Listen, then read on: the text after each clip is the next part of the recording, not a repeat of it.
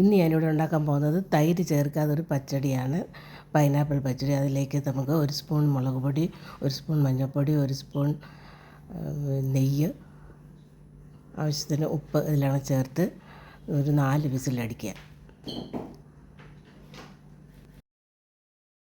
ഇതിലേക്ക് നമുക്ക് ഒരു തേങ്ങ അരച്ച് ചേർക്കുക. തേങ്ങയിൽ നമുക്ക് ജീരകം ചേർക്കുക. 1 സ്പൂൺ ജീരകം, ഒരു 10 അണ്ടിപ്പരിപ്പ്, ഒരു 10 വെളുത്ത, 2 പച്ചമുളക്, ഇതെല്ലാം ചേർത്ത് അരച്ചെടുക്കുക.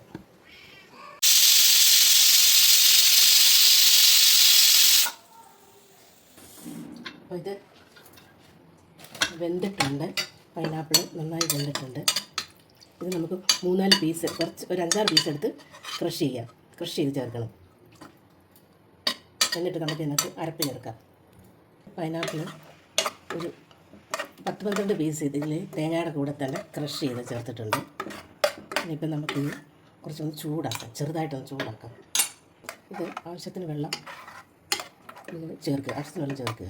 ഇതിപ്പോൾ അണ്ടിപ്പരിപ്പാണെങ്കിൽ വെന്ത് കഴിയുമ്പോൾ ഇത് കുറുകും. അപ്പോൾ ഞാൻ ഇത്തിരി വെള്ളം ഒഴിച്ചിടും, ഇത്തിരി ലൂസായിട്ട് ഒഴിച്ചു. വെന്ത് കഴിയുമ്പോൾ ഇത് കുറുകും.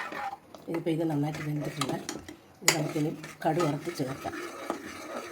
ഇത് ഞാൻ നെയ്യിലാണ് കടുക് വറുത്തിടുന്നത്.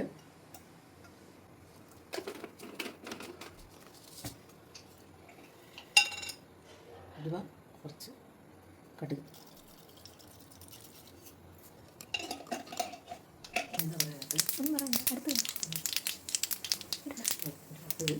മുളകിട്ട്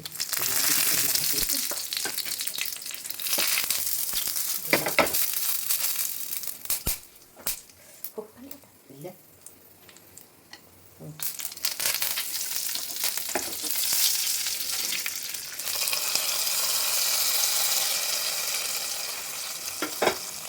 നമ്മുടെ പൈനാപ്പിൾ കറി റെഡി ആയിട്ടുണ്ട്. ഇത് ഞാൻ 1 സ്പൂൺ പോലും തൈര് ചേർത്തിട്ടില്ല. തൈര് ചേർക്കാതുള്ള കറിയാണ്, നല്ല ടേസ്റ്റാണ്. ട്രൈ ചെയ്ത് നോക്കുക.